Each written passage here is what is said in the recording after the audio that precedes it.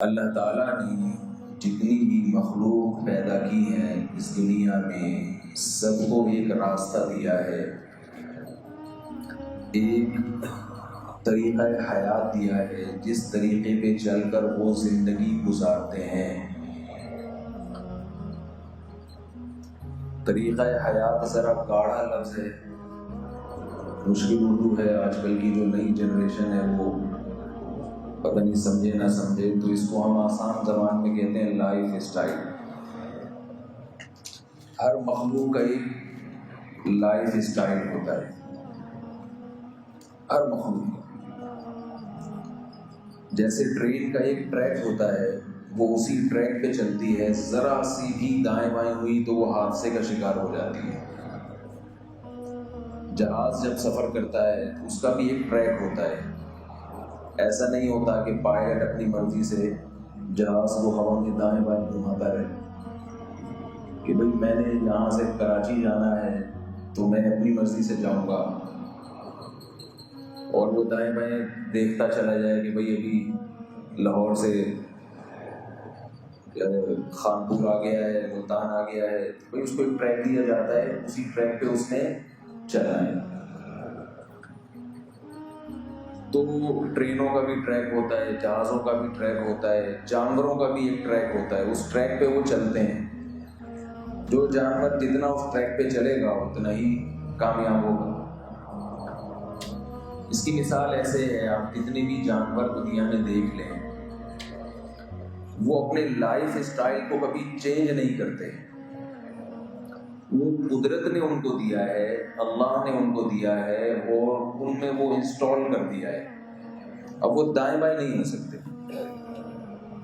شیر ہزاروں سال پہلے بھی غار میں رہتا تھا، اس کے شکار کا جو طریقہ تھا آج بھی وہی ہے، وہ اس سے ذرہ برابر بھی ہٹنے کا نام نہیں لیتا۔ حتیٰ کہ اگر آپ شیر کو چڑیا گھر میں رکھیں گے، زو میں رکھیں گے، تو آپ اپنے ماحول کے حساب سے نہیں رکھ سکتے اس کو، آپ کو شیر والا ماحول دینا پڑے گا۔ بات آ رہی ہے سمجھ میں؟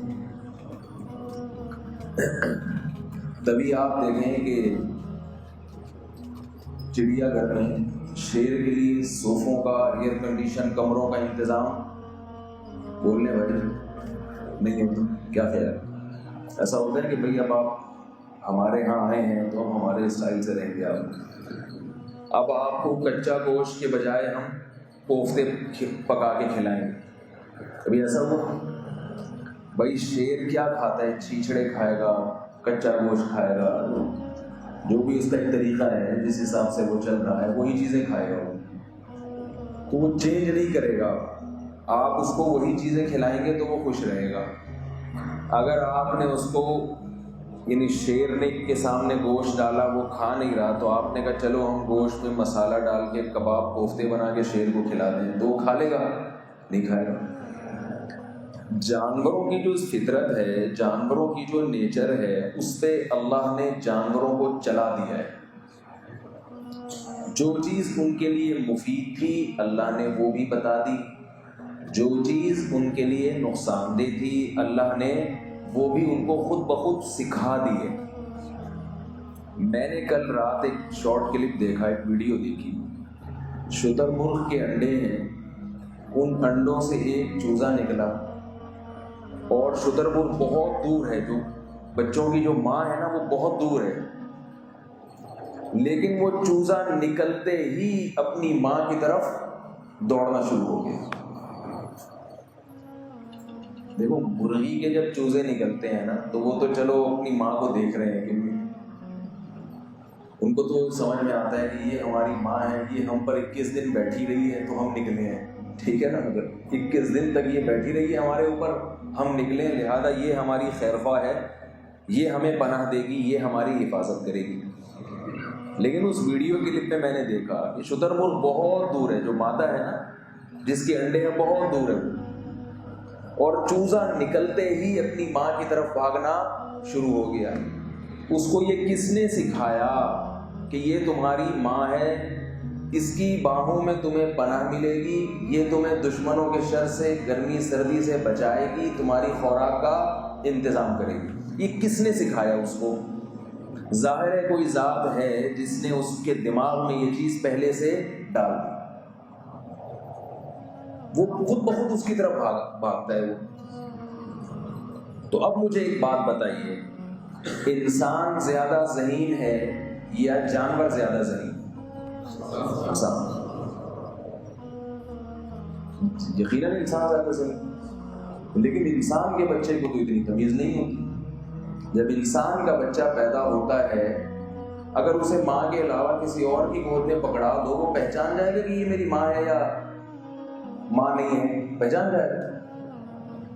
بلی کا بچہ جب پیدا ہوتا ہے، اس کے سامنے آپ آگ کا انگارہ رکھیں یا اس کے سامنے کوئی ایسی چیز رکھیں جو اس کے کھانے کی نہیں ہے، وہ ہاتھ ڈالے گا اس کی طرف؟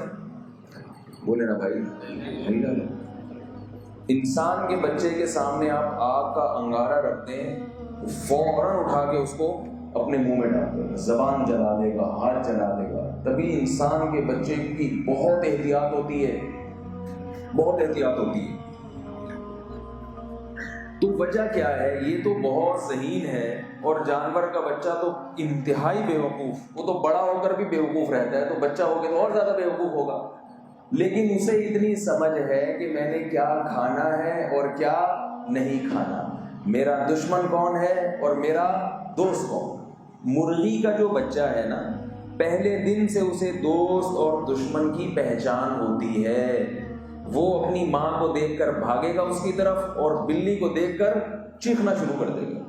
جس دن چوزا نکلا ہو نا، اسی دن کوئی بلی اس کے پاس لے جائے، فوراً چیخنا شروع کر دے گا. انسان کے بچے کو دوست اور دشمن کی پہچان، بولے بھائی، نہیں ہوتی. دوست اور دشمن کی پہچان نہیں ہوتی انسان کے بچے کو. انسان کے بچے کو یہ پہچان نہیں ہوتی کہ کیا کھانا ہے کیا نہیں کھانا. جو مرضی رکھتے ہیں اس کے سامنے وہ اس کی طرف ہاتھ ڈالے گا، اس طریقے سے جلا دے گا اپنے آپ کو، چولہے میں جلا دے گا اپنے آپ کو. موم بتی اس کے قریب لے کر جائیں گے، اس میں انگلی ڈال کے اپنے آپ کو جلانے کی کوشش کرے گا. تو یہ کیا وجہ ہے کہ جو دنیا کی سب سے ذہین ترین مخلوق ہے وہ بغیر سیکھے ہوئے پیدا ہوئی ہے، اور جو دنیا کی مخلوق بیوقوف ہے، جس کے پاس عقل نہیں ہے، جو جانور ہیں، وہ سب سیکھ کے پیدا ہوئے ہیں. یہ حقیقت ہے یا نہیں ہے؟ تو اس سے فطرت ہمیں کیا سبق دینا چاہتی ہے، انسان کو کیا بتانا چاہتی ہے، یعنی اس واقعے میں ہمیں کیا سبق ملتا ہے؟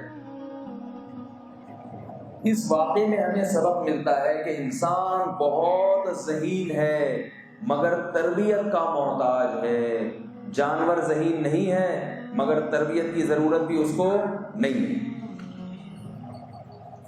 انسان اتنا ذہین ہے مگر اسے صحیح گائیڈ کریں گے تو اس کی عقل صحیح استعمال ہوگی.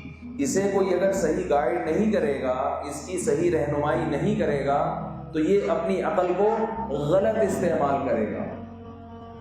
بچہ ذہین ہوتا ہے تبھی وہ آگ کے انگارے کی طرف لپکتا ہے، ریسرچ کرنے کے لیے، تحقیق کرنے کے لیے کہ یہ کیا ہے، اتنی چمکتی ہوئی چیز، میں اسے ذرا چکھ کے تو دیکھوں، اس کو ہاتھ تو لگا کے دیکھوں.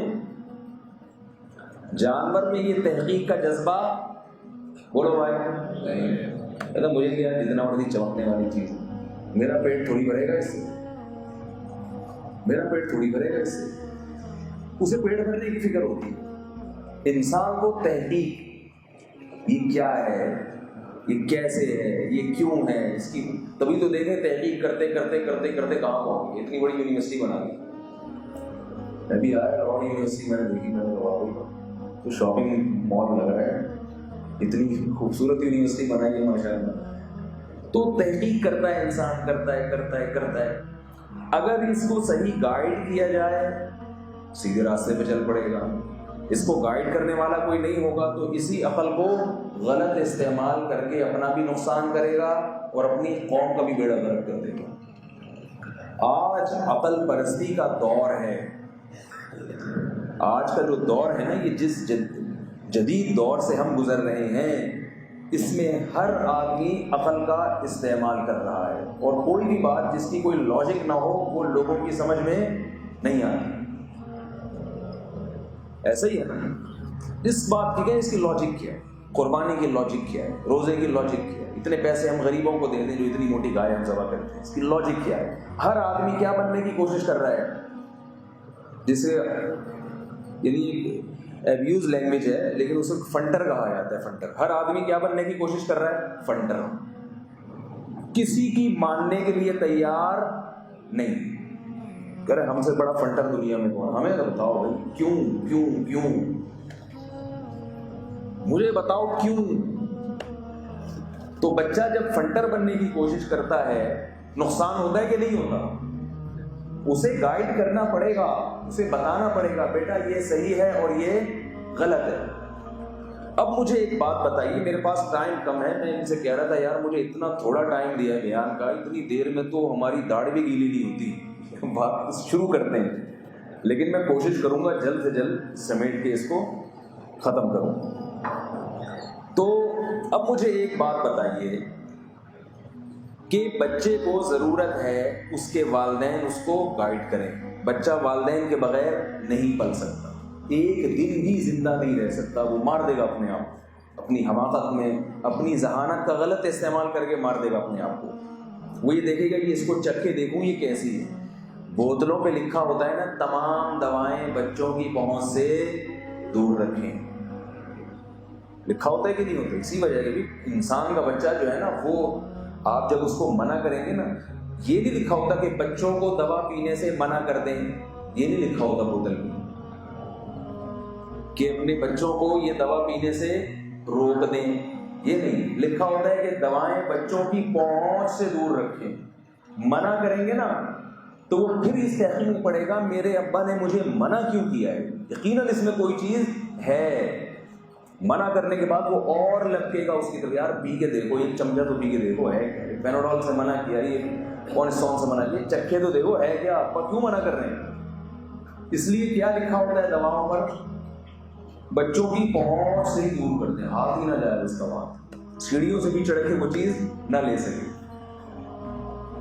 تو اب مجھے ایک بات بتائیے کہ بچے کو مادی زندگی کے لیے یعنی جسمانی زندگی کے لیے تربیت کی ضرورت ہے, روحانی زندگی کے لیے ضرورت نہیں ہوگی؟